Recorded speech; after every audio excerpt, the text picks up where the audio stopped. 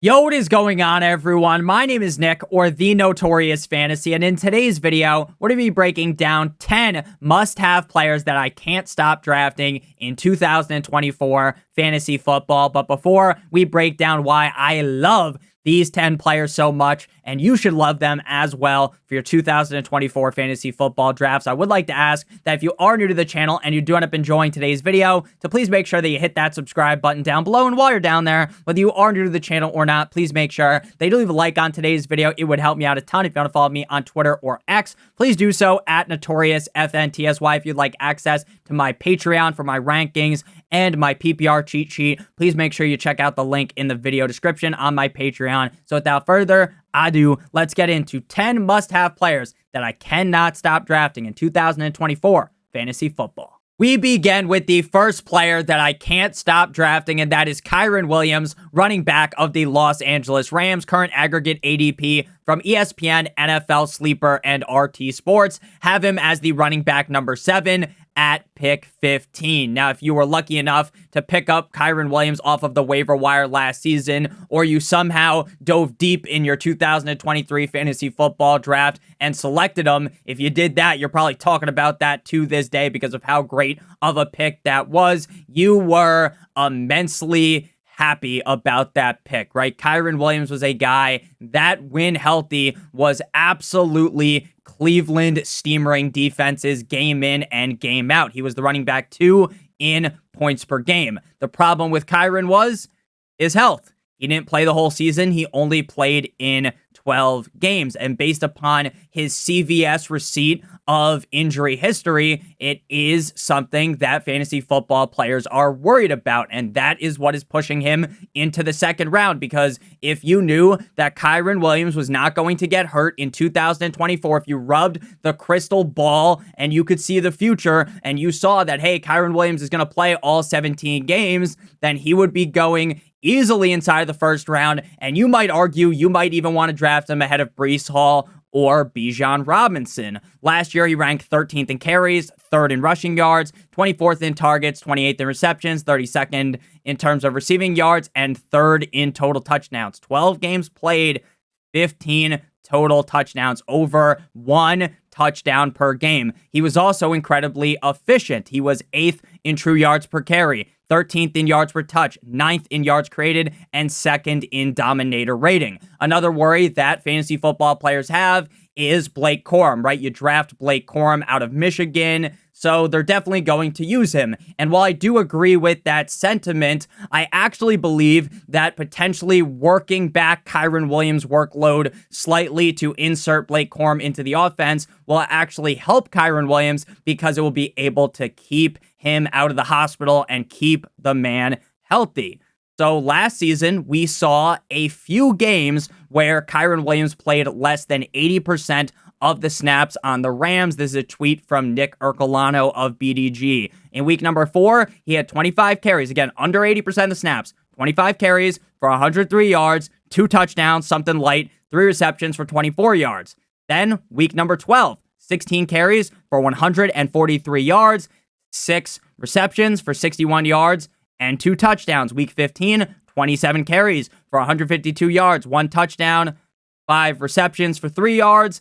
And then in week 16, 22 carries for 104 yards and 1 touchdown. So even if they backtrack on the workload of Kyren Williams, give Blake Corum more touches, then Kyren Williams is still in the driver's seat here to dominate 50 Shades of Grey style game in and game out. Again, if you could assure me there was no injury to Kyren Williams this season, you would consider him as a top 5 pick in fantasy football drafts. I get there is that risk of injury, but the upside to me is way too high as the running back 7 off the board. Again, I really think that Kyren Williams has the upside to finish this season as the running back number 1. I love the lead running backs in Sean McVay systems. The Los Angeles Rams offensive line is way better than people give them credit for. I think they're one of the better offensive lines in the NFL, and I expect Kyren Williams to the doubters this season. At number 2, we got Isiah Pacheco, running back of the Kansas City Chiefs, aggregate ADP running back 10 at pick number 20. I see Isiah Pacheco sometimes going as high as like pick 14 or 15 in the early second round. Sometimes you see him fall into the third round. In the third round, I would be popping a chub underneath my desk if I was able to select him there, like I'm Bill Clinton chilling with Monica Lewinsky. But what I will tell you is even in the late second round, I am very confident in Isiah Pacheco, who was the running back 14 last season in PPR points per game. He was a guy that I advocated for in a bunch of my videos, and he certainly paid off at ADP. 13 games played, he missed 3 games with a sprained shoulder in the tail end of the season. I apologize, it was 14 games played with 13 starts. In those games, he had 205 carries for 935 rushing yards, 49 targets, 44 receptions, 244 receiving yards, and 9 total touchdowns, ranking 12th, while ranking 12th in yards created, 15th in dominator rating, 11th in breakaway run rate, and 2nd in catch rate. Something we didn't see early on in the season was how good of a pass-catching running back Pacheco was, and that was because Jerick McKinnon was there. But now Jerick McKinnon is off of the Kansas City Chiefs, and the backfield belongs to Isiah Pacheco. The immense amount of targets that I believe he is going to see game in and game out could elevate Pacheco to being a top 3 running back this season. It was very clear towards the end of last season that they wanted to get the ball into the hands of Pacheco even more. From weeks 12 through week 17, he had 5 targets, 4 targets, 4 targets, and 7 targets, and this continued into the NFL playoffs. Up against the Dolphins, they were absolutely shitting on my parade as a Dolphins fan. So only had 1 target, then 1 target the week after that, but then up against the Baltimore Ravens in the championship game, 4 targets and 6 targets in the Super Bowl. We have seen through preseason action that Isiah Pacheco is the clear workhorse running back on this team. Drafting players on great teams is going to help you out a ton. The Kansas City Chiefs offense has entered overdrive mode now with Rashee Rice, Travis Kelce, Xavier Worthy, and then Hollywood Brown once he ends up coming back from that injury. Isiah Pacheco is in the perfect situation to succeed, a situation that is going to call for a bunch of touchdowns, 9 total touchdowns last season.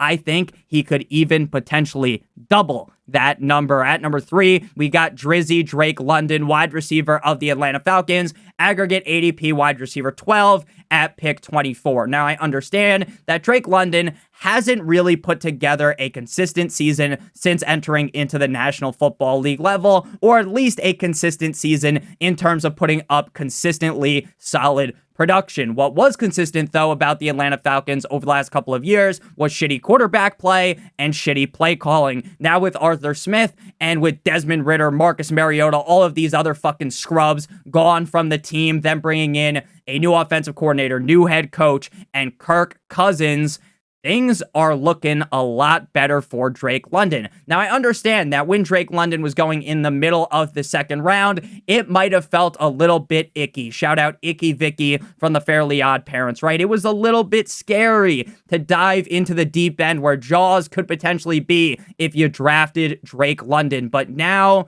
in my opinion, in the late second, sometimes in the early third, with Kirk Cousins in Atlanta, I am ecstatic about Drake London. Now, I understand that I bought into him last season. I liked him a decent amount at ADP. I figured that Drake London was so good that he would be able to escape, get away from all of that bullshit around him, but it ended up catching up to him. He didn't have all that great of a season as the wide receiver, 44 in PPR points per game, but the targets are going to be there for Drake London. He had 109 targets last year, 69 receptions. Very nice. I like. Shout out Borat, but not really, right? He could be a guy that sees way more receptions than that this season, 905 receiving yards and only 2 total touchdowns. While I am somewhat hesitant to really get down on my knees and give the Gawk Gawk 9000 special to Kirk Cousins coming off of the serious injury that he suffered last season as a Viking, even if he's not 100% of Kirk Cousins.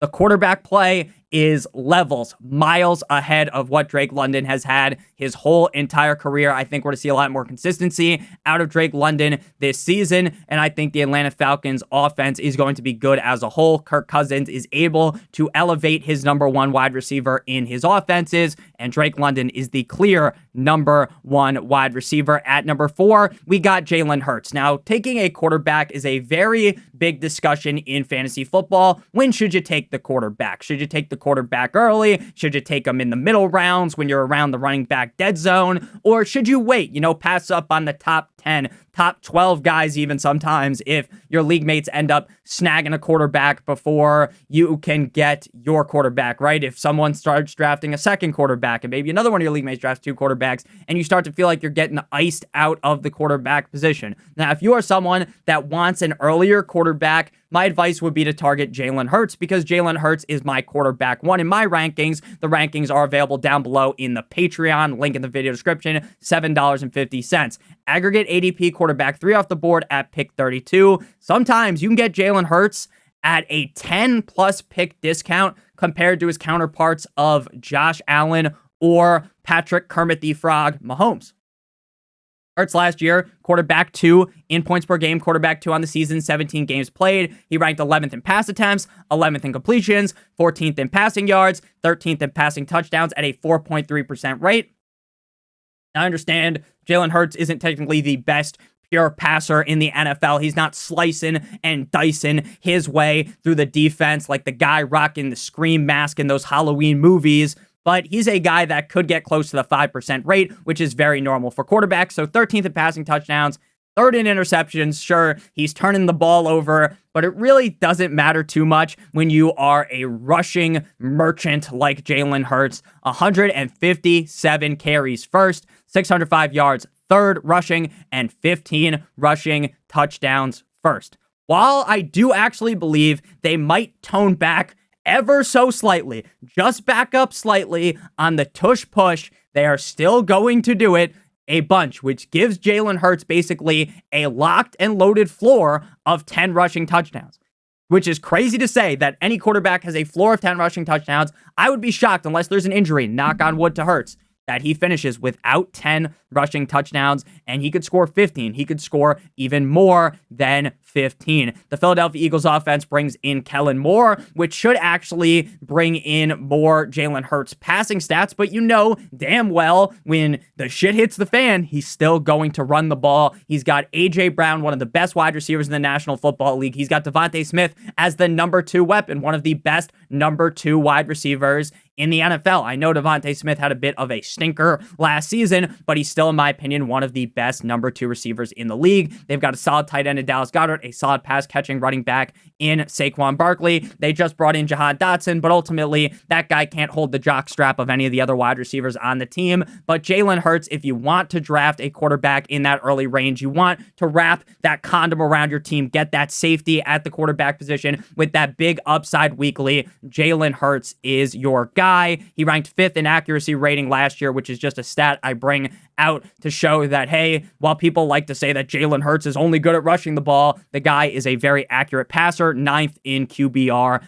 as well. I love Jalen Hurts this season, and again, if I'm going to pay the price early on getting a quarterback, my target will be set upon Jalen Hurts. At number 5, we got Alvin Kamara, running back of the New Orleans Saints, aggregate ADP running back 16 at pick 42. Now, when I see Alvin Kamara go in the 3rd round of drafts, I start to shake a little bit. I'm shaking in my boots because I think Alvin Kamara is a reach in that range. Not because I think that Alvin Kamara is completely and utterly dust, but because there is a chance that that is a possibility. He's been in the NFL for a long-ass time, and as running backs get older and older, you start to have more worries about injuries and honestly just them falling off the edge of the earth in terms of efficiency. We saw the efficiency last year was straight up dog shit for Alvin Kamara. But when he falls to the late 4th round, when he falls into the 5th round, I'm snatching him up as my potential running back number 2 because of the receiving upside. I understand there's all this talk of, Taysom Hill on the goal line, Jamal Williams on the goal line. Jamal Williams was hurt for a lot of last season, so it's entirely possible that Alvin Kamara's touchdowns start getting vultured at a high rate. And I can see that happening. But the reason why I like Alvin Kamara, for one, is because of his average draft position at pick 42, and for two, is because of the target upside. Even if Alvin Kamara is as inefficient as it gets, even if when he gets the ball, he's not averaging a high amount of yards per touch, yards per carry, all of the interesting nerd numbers that I like to throw at you, all that fucking matters is the targets if you're in a PPR or a half PPR league. Now, if you are in a standard league, don't touch Alvin Kamara with a 10-foot pole. Because the only reason why I like him is because of the targets. This dude was suspended for the first few games of the season. He only played in 13 games, but he was the running back 3 in PPR points per game because of the targets. Only playing again in 13 games, he ranked 2nd in targets, 2nd in receptions, 6th in receiving yards. He ranked 2nd in target share at the running back position and 4th in yards per route run. Derek Carr is a check down merchant. Derek Carr could dump the ball off to this guy 10 plus times in a game. In week 4, up against the Bucs, this motherfucker had 14 targets and 13 receptions. In week 7, against the Jaguars, 14 targets, 12 receptions. Now, is he going to get 14 targets every week? Of course not. But last season, we saw that Alvin Kamara averaged 6.7 targets per game. So even if this guy is as washed as it gets, the targets are still going to be there. So unless we get rug pulled on the targets, right, if he's just not targeted at all for some reason, I think Alvin Kamara is a great pick inside of the middle to late 4th round. Especially, though, in the 5th round, man. When you can get him in the 5th round, I am ecstatic about that. Moving on to player number 6, and that is Trey McBride, tight end of the Arizona Cardinals. Aggregate ADP tight end number 4 at pick 49. People are now taking Mark Andrews ahead of Trey McBride, which to me doesn't really make too much sense.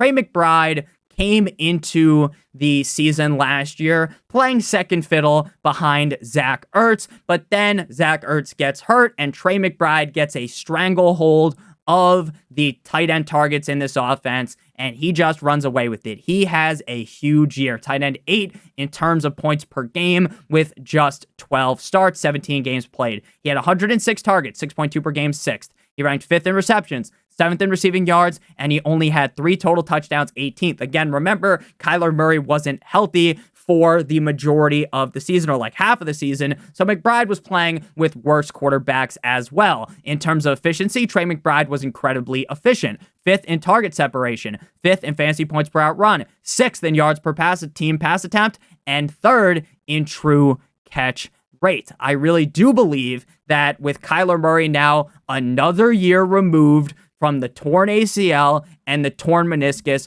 we are going to see an even better version of Kyler Murray in 2024. You match that with the fact that Maserati Marvin Harrison Jr. is now the wide receiver number 1 on the team, which is going to make the team move the ball more effectively, which thus gives more red zone opportunities to the 6'4", 245-pound tight end, Trey McBride.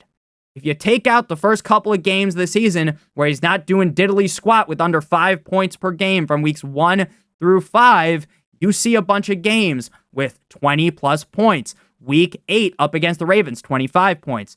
Week 10 up against the Falcons, 21 points. Week 13 against the Steelers, 22. Week 15 against the 49ers. Back-to-back games with 20-plus points. 20 points up against the 49ers.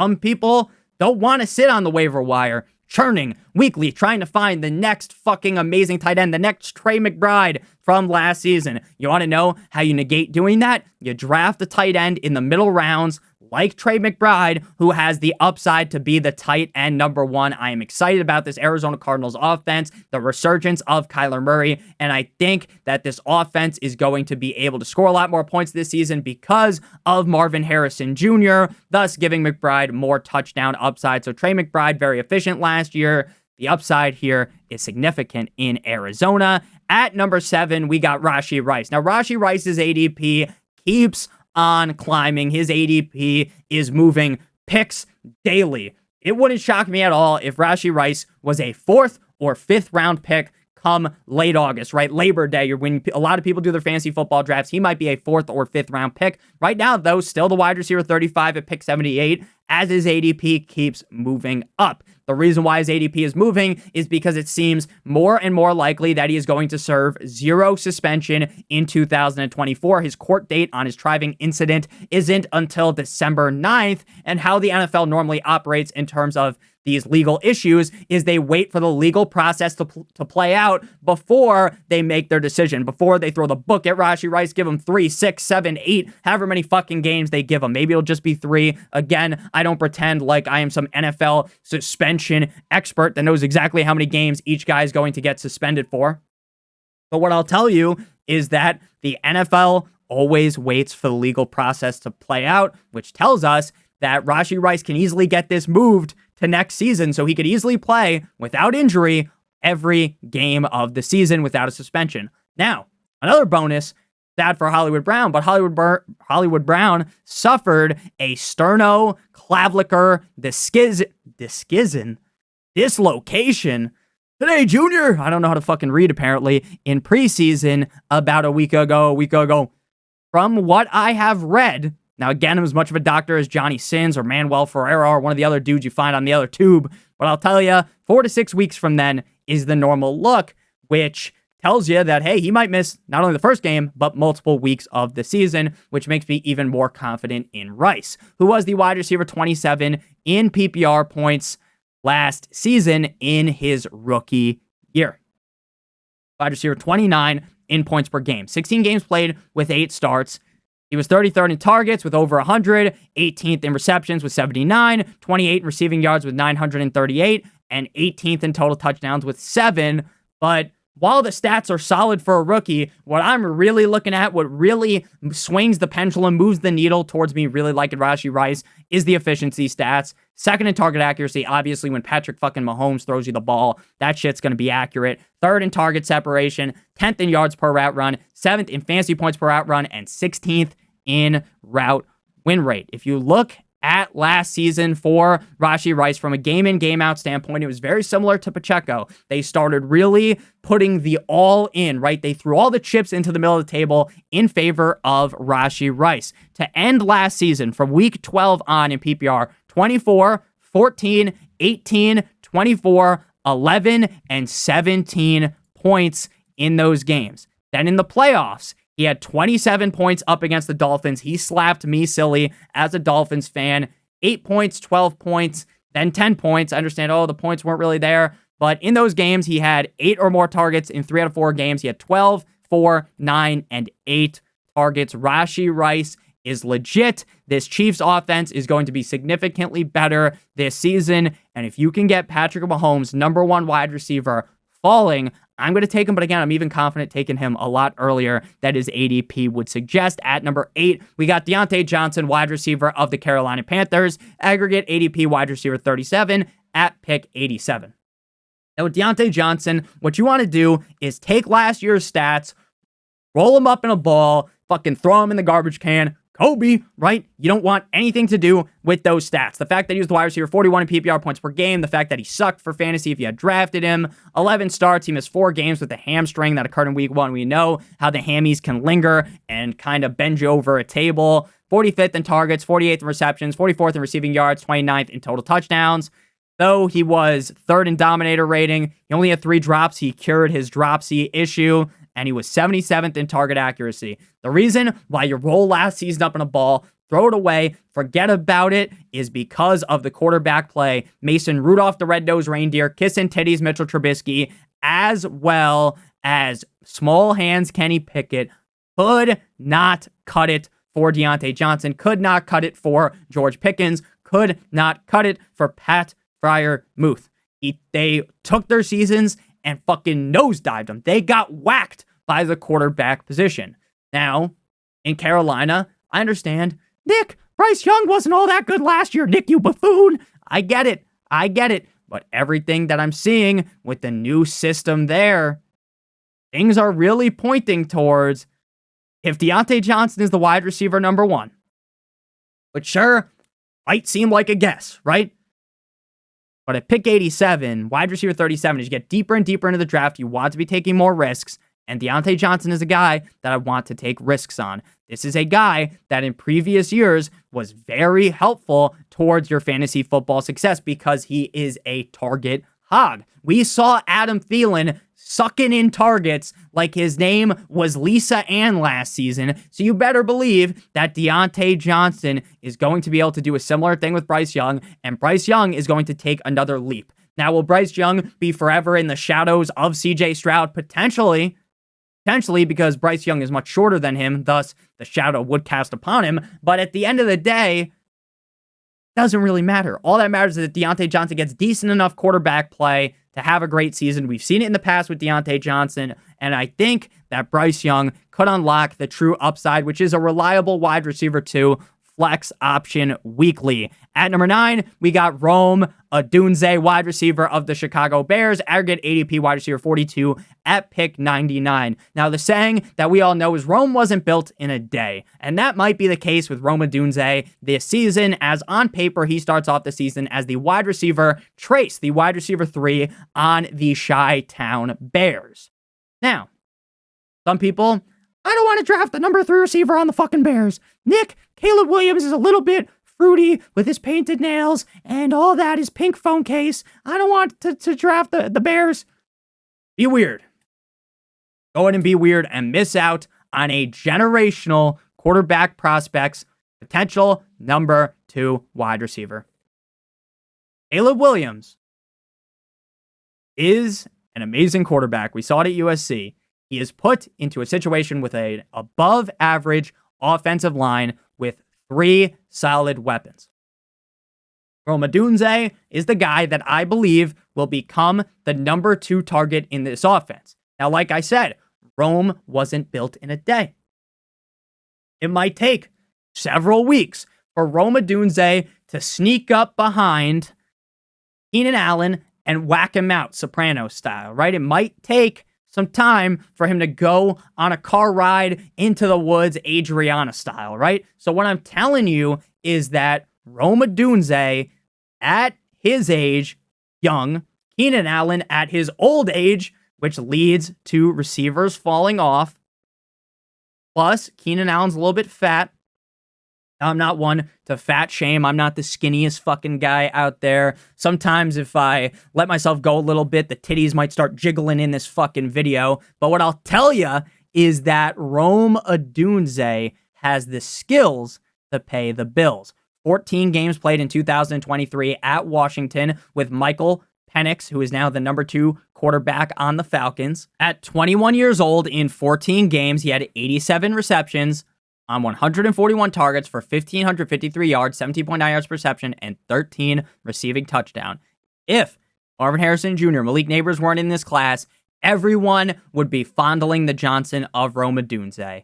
I know Keenan Allen is ahead of him right now on paper, but if you have the cojones to wait, meaning you draft Rome Odunze and you wait, you don't just fucking cut him instantly, you hold on for dear life, and a couple weeks into the season, I believe he's going to start paying off. I think he's going to jump past Keenan Allen as the number 2 target in this offense, take over in the 2 wide receiver sets, believe in the talent. This guy was a top 10 NFL pick, and he will pay off in his rookie year. Final player to discuss is another rookie. But before we break him down, I would like to ask that if you guys are new to the channel, please make sure to hit that subscribe button down below while you're down there. Whether you are new to the channel or not, hit that like button like it owes you some money. And I would like to give you guys a quick word from our friends and our sponsor over at Underdog Fantasy. If you don't know what Underdog Fantasy is, they're the best place to play best ball fantasy football this summer. If you don't know what best ball is, it's the best part about fantasy football. It's the draft, and that's it. There's no waivers, no trades, no in-season management. At the end of every single week, Underdog automatically puts the highest scores into your lineup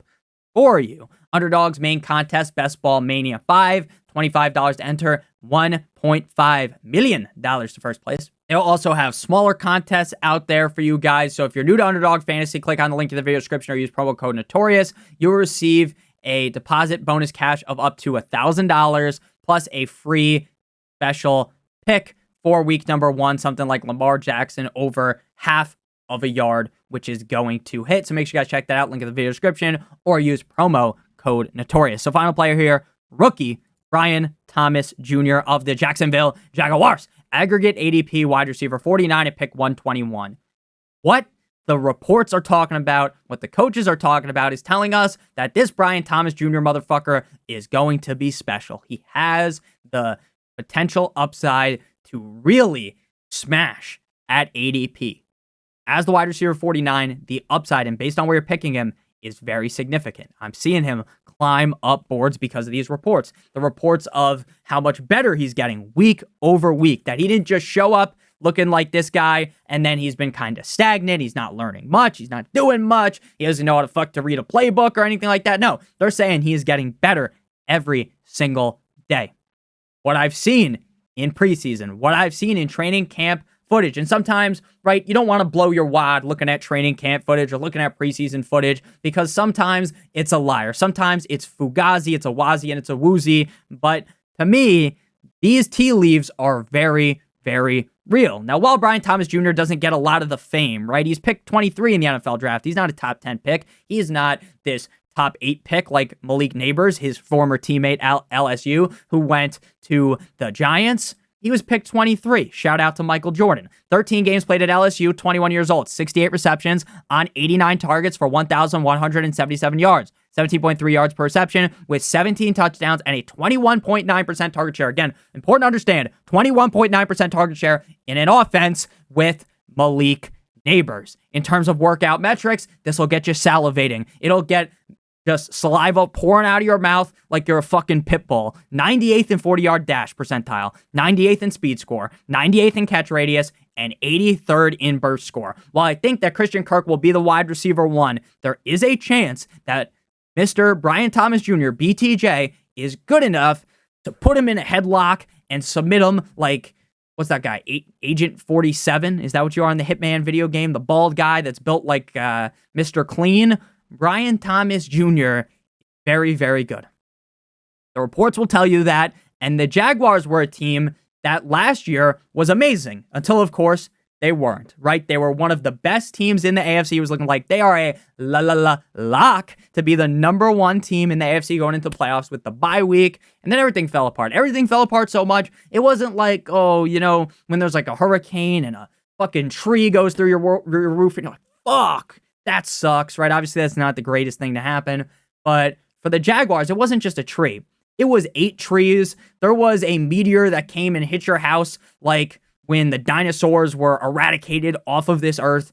And not only did that happen, you got hit with a fucking cannon from the Civil War or the Revolutionary War, I guess, right? You are getting hit by everything possible. Someone whipped out a thunder gun from Black Ops 1 and shot your house with that shit. Invoker casted a tornado from Dota 2 on your house. Your house goes up and it lands on a witch like in that one movie. Again, too many fucking, what are these even called? I don't know, but too many analogies here, right, for what I'm saying. But what I'm really saying is that Brian Thomas Jr. has the upside to be the number 1 guy. The Jaguars, while they shit the bed, while everything went wrong last season, now Lawrence is healthy starting off the season. Brian Thomas Jr. as the wide receiver 2. Not like Gabe Davis is the number 2 receiver. We know who Gabe Davis is. He'll give you 3 good games, 2 good games. And one of those games might be like, holy shit, he scored 45 fantasy points. But besides that, it's a bunch of nothing. And Brian Thomas Jr. has that upside to be the number 1 receiver on this team. And maybe he's better off just playing the second fiddle, being the number 2 guy behind Christian Kirk. Thank you guys all so much for watching today's video. If you did end up enjoying, make sure you guys hit that subscribe button like it owes you some money. Hit that like button as well. Make sure you guys check out one of the videos on your screen if you haven't seen them already. Again, rankings available on the Patreon, link in the video description. Again, check out one of the videos on your screen if you haven't seen them already. Love you guys all so much. We'll be back tomorrow with 2 more videos. Love you guys. Have a great one. Thank you guys for 33,000 subscribers. I love you guys all from deep down in my heart. Good boy.